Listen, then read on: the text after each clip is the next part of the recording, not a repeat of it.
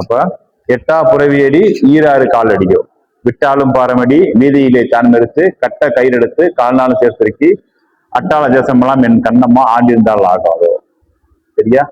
எல்லாத்துக்கும் இந்த கதை ஏற்கனவே சொல்லியிருக்கேன் நான். எட்டா புறவினா என்ன, சரியா? ஏன் எட்டு எட்டா பிரிக்கிறாங்க, ஏன் நம்ம சமாதி நிலையை வந்து எட்டா பிரிக்கிறாங்க, ஒரு யோக கலாச்சாரத்தை ஏன் எட்டா பிரிக்கிறாங்க, ஏன் அஷ்டமா பிரிக்கிறாங்க,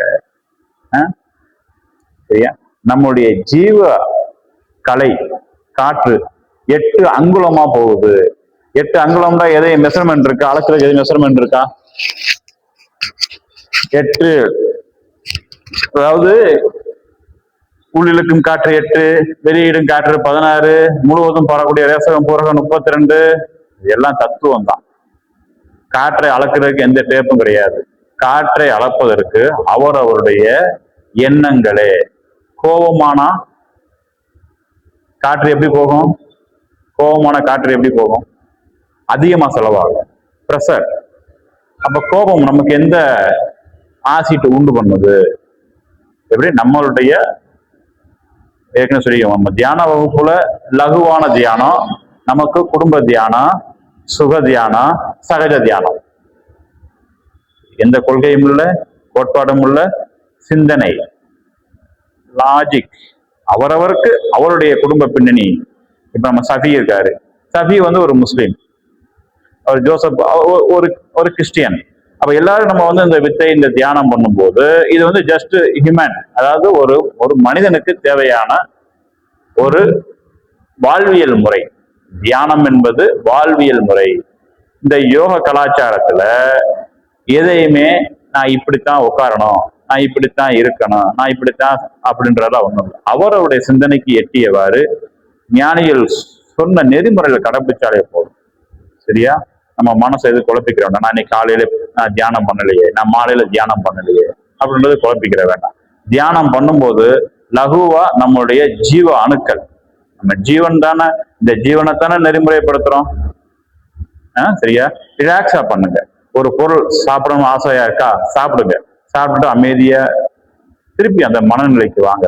மனநிலைக்கு வந்துட்டு நம்ம சாப்பிடக்கூடிய எந்த ஒரு உணவும் நம்மளுடைய ஜீவ அணுக்களை விரயம் பண்ணிடக்கூடாது. அதனால லகுவான உணவு, ஆரோக்கியமான உணவு. நான் ஏற்கனவே உணவை பத்தி எப்படி சாப்பிடணும், எப்படி சமைக்கணும், எப்படி சமைக்கும் போது பொறுமையா அந்த உணவு நமக்கு செரிமானம் ஆகணும்.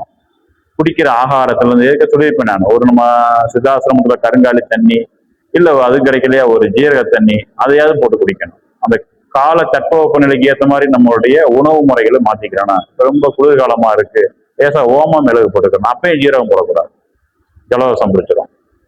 ஒரே ஃபார்ம் ஜீரகமாவே போட்டுக்கிட்டு இருக்கக்கூடாது.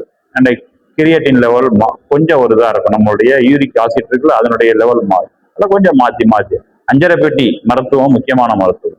நமக்கு என்ன எப்படி கையாளலாம். கடுக்கா இருந்தா குழந்தைகளுக்கு கடுக்கா லேசா உரைச்சி கொஞ்சம் போட்டுக்கலாம். ஜாதிக்காய் இருந்தால் தூக்கம் இல்லையா, கொஞ்சம் ஜாதிக்காய் லேசா உரைச்சி சாப்பிட்டுக்கலாம். ஒன்றும் தவற. ஒரு கடுக்கா எப்பயுமே ஒரு கடுக்கா வீட்டுல வந்து ஒரு கடுக்கா, ஒரு சந்தனக்கல், ஒரு ஜாதிக்காய், 3 இருந்து அருமையான மருத்துவம். குழந்தைகளுக்கு ஏற்கனவே சொல்லியிருக்கேன், 15 வயசு பெண் குழந்தை ஆயிடுச்சா ஒரு சந்தனக்கட்டை வேணும். அந்த சந்தனக்கட்டையை நல்லா பால்ல உரசணும். அந்த குழந்தை 3 நாள் அது வந்து எதுவுமே நம்மளாவே போய் அந்த குழந்தைக்கு வயிற்றுல பூசி விட்டுருணும். சரியா? நாபி சக்கரம், மூலாதாரத்துல நாபி சக்கரம் பூசிடணும். அதுக்கப்புறம் ஆக்கியால பூசிடணும். இது வழிபாடு இல்லை. இது நம்ம சொல்றது வழிபாடு. நம்மளுக்கு வந்து வழிபாடு அப்படின்றது எது வழிபாடு? ஜீவனை அகம்பரமாசுமி தத்துவமசி. முதல்ல நம்ம வந்து ஜீவன் ஏற்றுக்கலாம். நம்ம வந்து ஒரு அறிவியல் பூர்வமா தான் இருக்கணும். நம்மளுடைய வழிபாடு, நம்மளுடைய சித்தாந்தம் அறிவியல் பூர்வமா இருக்கணும். நம்மளுடைய ஜீவனை விரயம் பண்ணக்கூடாது. அப்ப ஜீவ விரயம் தேவையில்லை. ஜீவ காரணம் தான் நம்மளுடைய, அதாவது சன்மார்க்கம். நம்மளாம் சன்மார்க்கிகள். சத் அப்படின்றால் அறிவு, அது பேரறிவுக்கு கொண்டு போகணும். அதான் சத்மார்க்கம், அதான் சத்மார்க்கம். சரியா? இறப்பை ஒழிக்கும் மார்க்கம். இறப்பு என்பது என்ன? ஆசை, கோபம், இதெல்லாம் மரணத்துக்கு சொல்லியிருக்கல. நம்ம இறப்பை, அதாவது முருகனுக்கு எத்தனை முகம்? 6 முகம். அது என்னென்ன முகம் ஏற்கனவே சொல்லியிருப்பேன், பழைய கிளாஸ்ல சொல்லியிருப்பேன். அன்பு ஒரு முகம், அறிவு ஒரு முகம், ஆற்றல் ஒரு முகம், கருணை ஒரு முகம், சத்தியம் ஒரு முகம், தியாகம் ஒரு முகம். இது ஒவ்வொரு இடத்துக்கு ஒவ்வொரு கோயில்லாம் இருக்கு. சரியா?